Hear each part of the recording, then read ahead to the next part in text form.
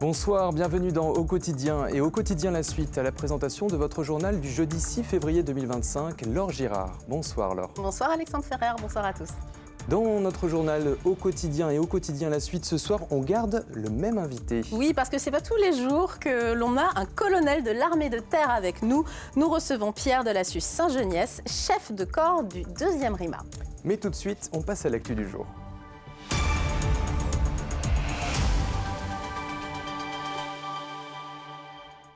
Bienvenue dans votre journal du jeudi 6 février 2025 avec au sommaire un concours pour des professionnels très recherchés. Parmi les meilleurs soudeurs de France s'affronter ce jeudi au Technocampus SNCF pour une compétition nationale. Après le Mans FC contre le PSG, place au Mans FC contre le PSG, mais pour les féminines. Et puis rencontre avec Jean-Pierre Lambert, paysan sartois, principal protagoniste d'un documentaire coproduit par LMTV Sarthe. Les meilleurs soudeurs de France s'affrontent ce jeudi au Mans. Au Technicampus SNCF, 30 soudeurs du Grand Ouest participent à la qualification pour la compétition nationale qui se déroulera en juin prochain. Depuis 3 ans, ce concours vise à promouvoir une profession essentielle dans l'industrie, une profession qui recrute, mais qui est encore méconnue. Immersion en pleine épreuve avec Alexandre Ferrer.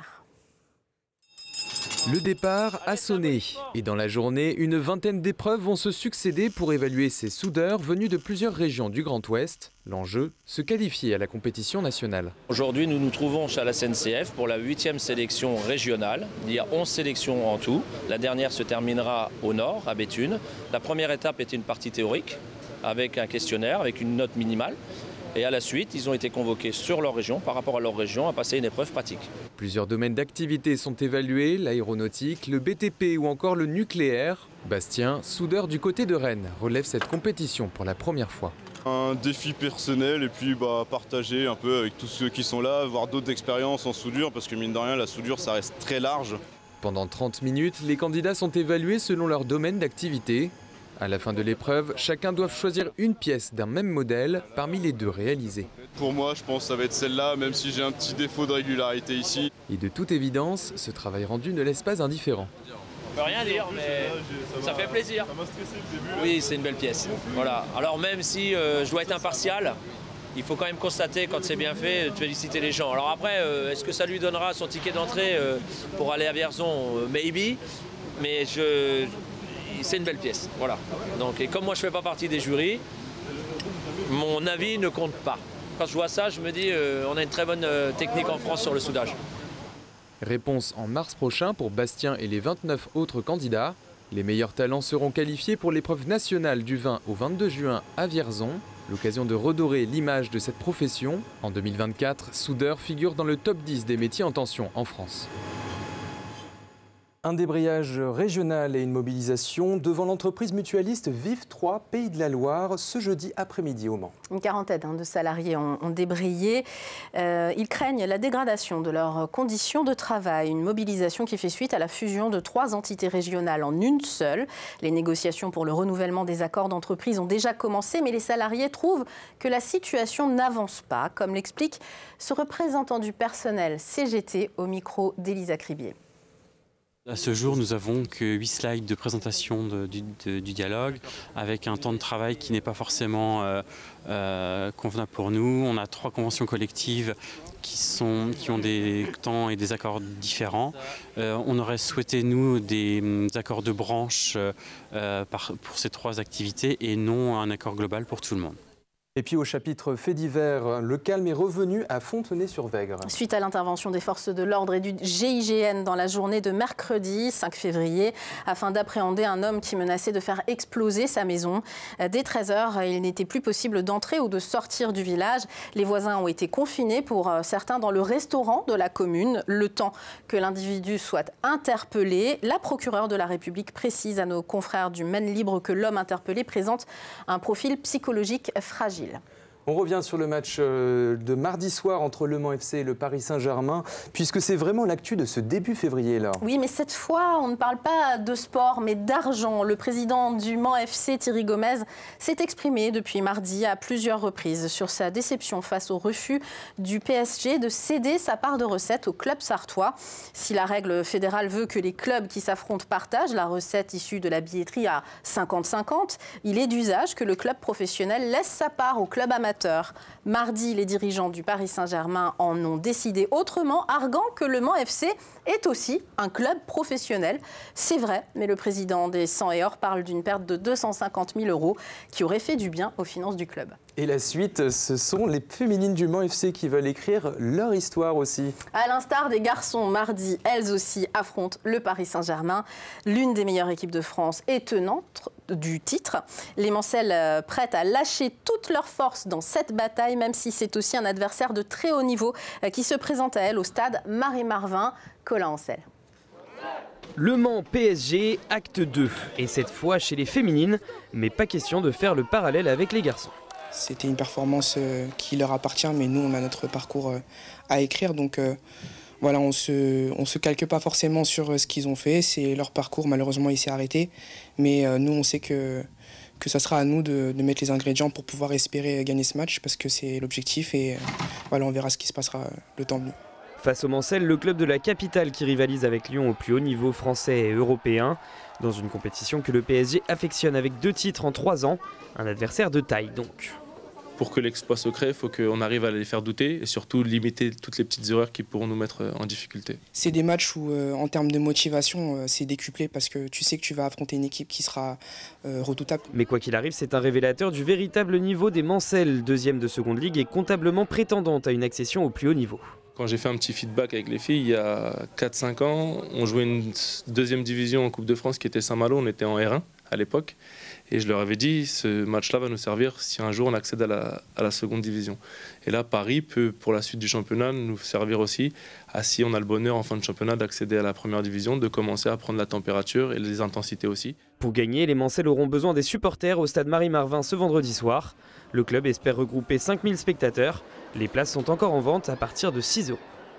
On passe tout de suite à l'invité de notre journal. Je rappelle pour les 2 parties d'Au Quotidien, le colonel Pierre Delassus Saint-Geniès, chef de corps du 2e RIMA et délégué militaire départemental de la Sarthe. Merci d'être avec nous, colonel. Au cours de ses vœux aux armées, le président de la République, Emmanuel Macron, a indiqué vouloir doubler la réserve opérationnelle pour l'année 2025. Ça représente 3800 réservistes supplémentaires. D'abord, c'est quoi la réserve opérationnelle ? Écoutez, la réserve opérationnelle, c'est un militaire à temps partiel. Voilà, c'est quelqu'un qui a un emploi ou qui peut être étudiant dans le civil ou peut-être qui est en recherche d'emploi et qui est prêt à consacrer une partie de son temps pour des activités militaires. Voilà, donc les profils qu'on va rechercher, c'est très varié. Ça va être, on peut prendre des anciens militaires, des gens qui ont fait 10-20 ans dans l'armée et qui après ont décidé de quitter l'armée et finalement veulent revenir consacrer une partie de leur temps dans le civil à faire des activités militaires. Ça peut être des jeunes étudiants, ça peut être des gens qui ont déjà un emploi et qui sont prêts à soit faire complètement autre chose, soit faire le même métier qu'ils ont mais en kaki, en treillis au service de la défense. Il y a un minimum de temps à consacrer à l'armée quand on est réserviste ? Alors, d'abord, il y a une première formation qui dure 13 jours, qui est indispensable pour apprendre les grades, apprendre à marcher au pas, etc.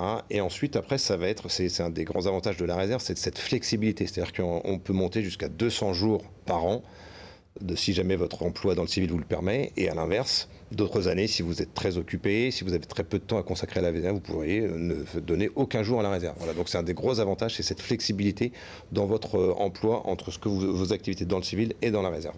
Et sur quel type de mission les réservistes sont déployés aujourd'hui ?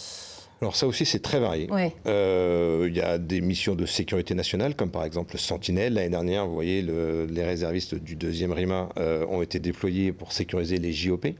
Voilà, l'été dernier à Paris. Mais ça peut être des missions opérationnelles à l'étranger, en opération en Afrique, en Afghanistan, au Mali, en Europe de l'Est en ce moment. Et on peut faire la demande quand on a des préférences ou c'est quand même l'armée on peut soumettre, des choix. Alors effectivement, ça va dépendre des disponibilités. Mais en fait, nous aussi, l'intérêt, c'est de proposer à nos réservistes tout un panel varié d'expériences différentes pour s'enrichir justement par ces différentes expériences qu'ils vont acquérir en France ou à l'étranger. Évidemment, on est défrayé quand on est réserviste. Alors non seulement on est défrayé, mais en plus ça n'est pas imposable. Oui. Voilà, ça n'est pas imposable. En fonction du contrat que vous allez signer avec l'armée qui va de 1 an à 5 ans et donc bien évidemment renouvelable, plus vous vous engagez, plus l'armée va vous donner des avantages financiers. Par exemple, quelqu'un qui est étudiant, qui s'engage, l'armée va lui donner jusqu'à 100 € par mois pour payer ses études dans le civil, ou par exemple va lui payer une partie 1000 €, va lui faire un chèque de 1000 € pour son permis de conduire.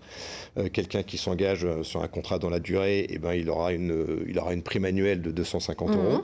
Ouais, il y a tout un tas d'avantages. Et puis effectivement, l'intérêt, c'est que ça n'est pas imposable. Alors au deuxième RIMA, on en a des réservistes, et j'ai cru comprendre qu'on n'avait pas trop de mal à recruter des réservistes. Alors écoutez, on a plus de 300 réservistes. Ouais. L'objectif pour le deuxième RIMA, c'est de remonter maintenant à 450 réservistes. Mais effectivement, on a un des régiments qui a une des plus belles réserves, qui fonctionne très bien. On explique ça.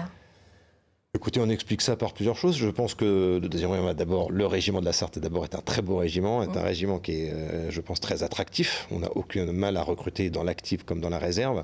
Je pense qu'on fait vraiment effort pour proposer à nos réservistes des activités, des missions qui soient vraiment intéressantes, tant en France qu'en opération. On fait aussi effort pour mettre en place cette hybridité entre l'active et la réserve. C'est-à-dire qu'il n'y a pas une seule mission de mes unités, des unités d'active qui ne se fait sans la réserve. Et la réserve, il n'y a pas une seule activité d'entraînement de la réserve qui ne se fait sans l'active. Vous voyez, je pense que ce mélange, cette imbrication entre l'active et la réserve tire tout le monde vers le haut, et notamment la réserve lui permet d'avoir des missions qui sont beaucoup plus intéressantes.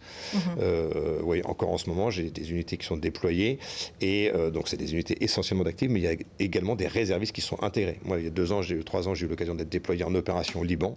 Et ben, j'ai emmené des réservistes avec moi qui m'ont d'ailleurs beaucoup apporté. Parce qu'en fait, qu'est-ce qui vous apporte justement? Qu'est-ce qu'apporte cette hybridation?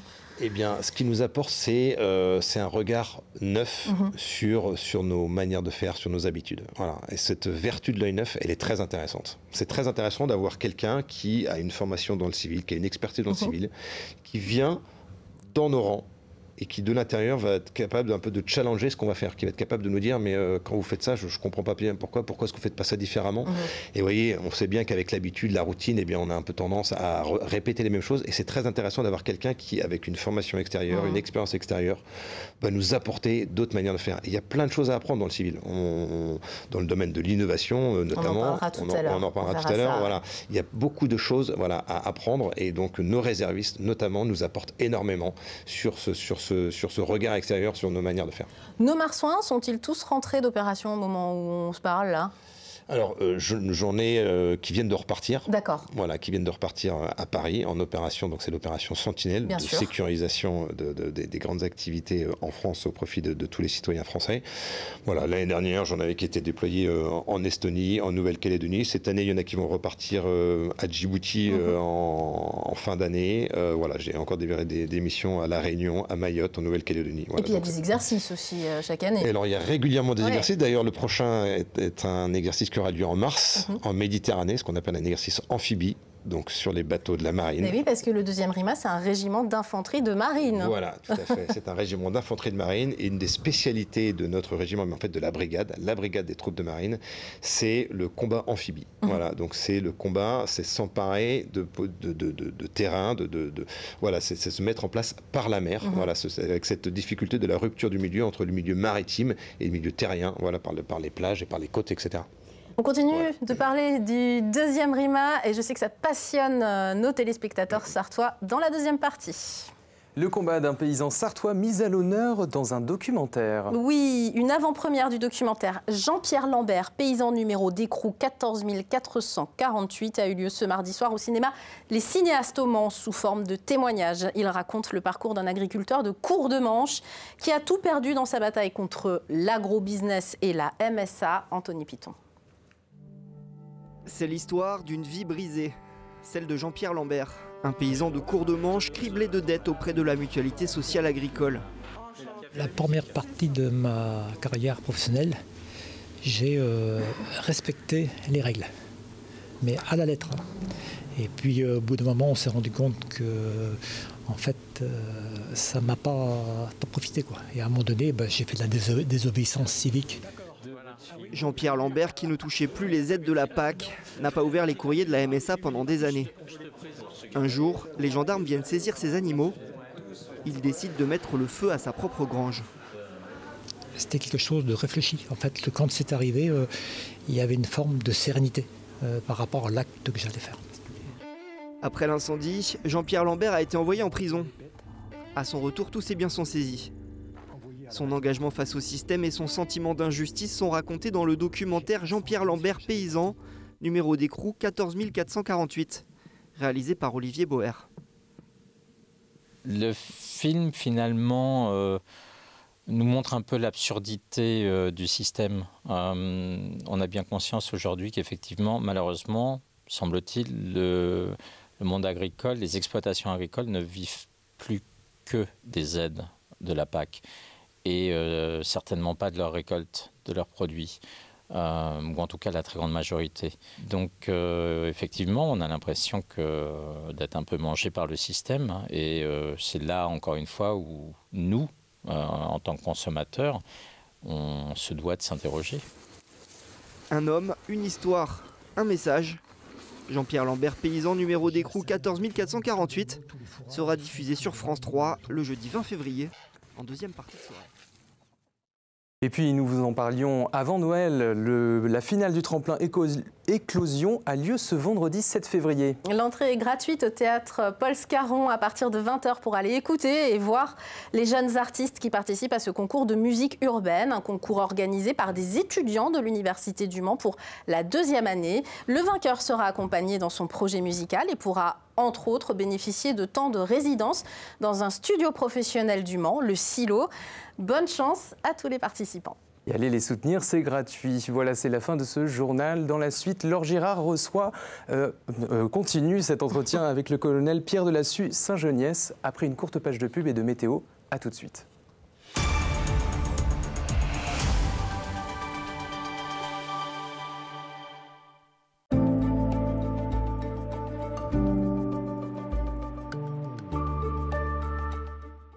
Bonsoir messieurs, dames, ravi de vous retrouver pour ce nouveau bulletin météo.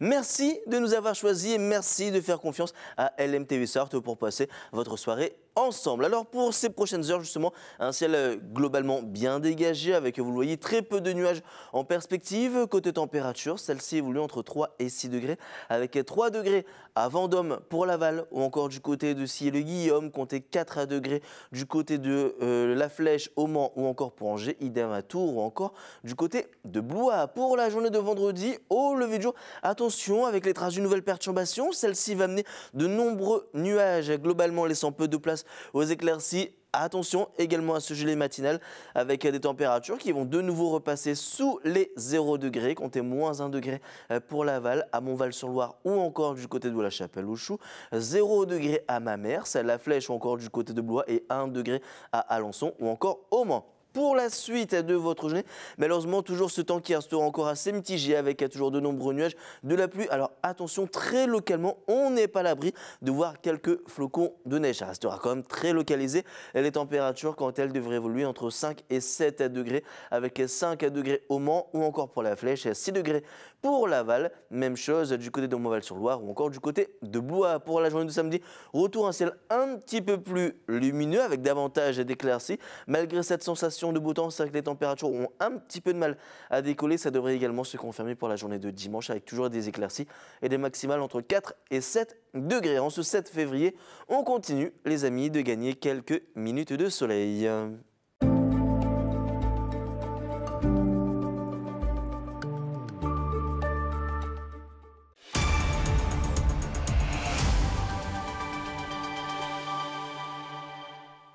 Au quotidien, la suite en ce jeudi 6 février avec la qualité de l'air. Vendredi 7 février, l'indice devrait s'améliorer et retrouver un niveau moyen. Mais l'air était plutôt dégradé ce jeudi. En cause, un flux d'est qui ramène les particules fines émises par les chauffages individuels des régions voisines et qui se cumulent avec nos émissions locales. D'après Air Pays de la Loire, la situation s'améliore donc vendredi. On continue cet entretien avec le colonel Pierre Delassue Saint-Geniès, chef de corps du 2e RIMA et délégué militaire départemental de la Sarthe. Le deuxième RIMA, colonel, c'est le régiment de la Sarthe. Il y a un attachement particulier des Sartois, on le sait, hein, nous, pour ce régiment. Vous qui avez pris vos fonctions en juin dernier, est-ce que vous l'avez déjà ressenti? Vous l'avez constaté? Alors moi, je le constate quasiment tous les jours. Effectivement, le deuxième RIMA, le régiment de la Sarthe, ça fait plus de 60 ans maintenant qu'il est installé en Sarthe, depuis son retour de l'Algérie. Je le constate tous les jours, d'abord par l'attachement de nos Marsouins, de mes Marsouins à ce département, l'attachement des familles, et je le constate aussi par le soutien des Sartois pour toutes les activités du régiment. Et moi, je suis convaincu que la résilience, la force du régiment, elle passe bien évidemment par notre entraînement, la qualité de notre entraînement, par la qualité de nos matériels, mais aussi par le soutien des Sartois. Quand les militaires investissent la ville, par exemple, c'est arrivé il y a encore pas longtemps, il y a beaucoup d'applaudissements des Sartois, du public. C'est quelque chose qui vous surprend? Alors, c'est quelque chose qui me touche beaucoup. C'est la première fois que je vois ça, en tout cas. Voilà, c'est la première fois que je vois, notamment quand j'ai l'occasion de décorer des Marsouins de médailles pour des faits en opération, etc.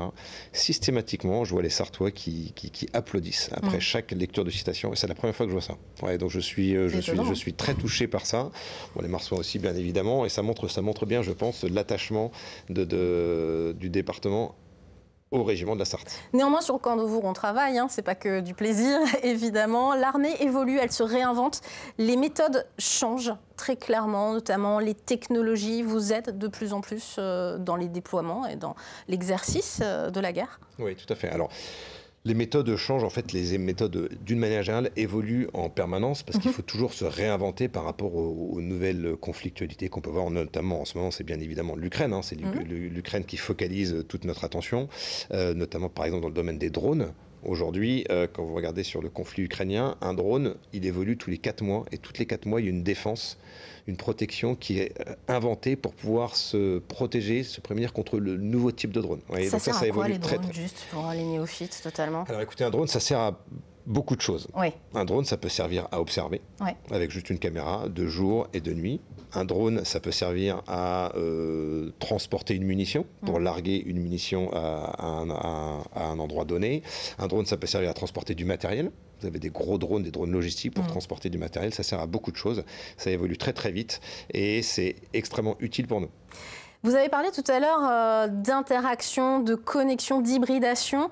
Ça existe aussi entre le civil et le militaire. On a vu des images au deuxième RIMA. Il y a une association qui s'appelle le CSA, le Club Sportif et Artistique.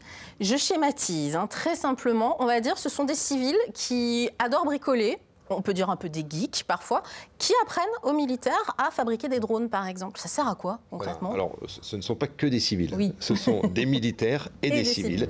Mais effectivement le gros intérêt de ce CSA, de ce club, c'est de pouvoir justement, encore une fois, créer cette hybridité entre l'active et la réserve et profiter des connaissances de chacun. Voilà, donc effectivement sur ce club drone, moi j'ai tous mes télépilotes drones du régiment qui sont inscrits dans ce club et qui vont profiter des civils passionnés de drones, qui sont peut-être pour certains dans des entreprises de drones, mais pas forcément, qui sont dans le même club, et voilà, ils vont pouvoir partager leurs connaissances. Aujourd'hui, on voit bien que, contrairement à ce qui a été le cas par le passé, c'est la technologie civile qui va tirer, l'innovation civile qui va tirer en avant l'innovation militaire. Voilà, ce qui était plutôt l'inverse par le passé. C'est aussi moins cher de fabriquer son propre drone sur le terrain, tout simplement. C'est beaucoup moins cher. C'est plus rapide. Vous voyez, par exemple, nous, dans le club, dans le CSA, on a des imprimantes 3D et on imprime nous-mêmes en 3D nos drones. Alors, il y a des matériels, le moteur, etc., qu'on achète. Voilà, on en achète en grande quantité, donc ça ne coûte pas très cher. Et ça nous permet d'avoir des drones très performants, des drones à moindre coût et des drones, par exemple, quand vous avez des drones suicides qui vont transporter une munition, une roquette qu'on va pouvoir envoyer très rapidement, parce que ça va très vite, sur une position ennemie ou sur un char ennemi, et ben c'est une munition à bas coût. C'est une munition low cost, alors que pour le même prix, vous avez nos roquettes, nos missiles anti-chars, qui sont très performants avec des caméras embarquées, mais qui coûtent beaucoup plus cher. S'engager.fr pour les gens qui voudraient entrer dans la réserve. Pourquoi pas? Allez-y, c'est facile. Vous avez toutes les informations sur ce site national, s'engager.fr. Et puis vous pourrez, pourquoi pas, participer à ce type de projet, d'aventure. C'est passionnant en tout cas. Merci mille fois, colonel Pierre Delassue Saint-Géniès, d'être venu sur le plateau d'LMTV Sarthe. On joue pour terminer, vous le savez, vendredi 28, samedi 1er et dimanche 2 mars, c'est le Salon des vins et de la gastronomie à Lénier-Saint-Gervais.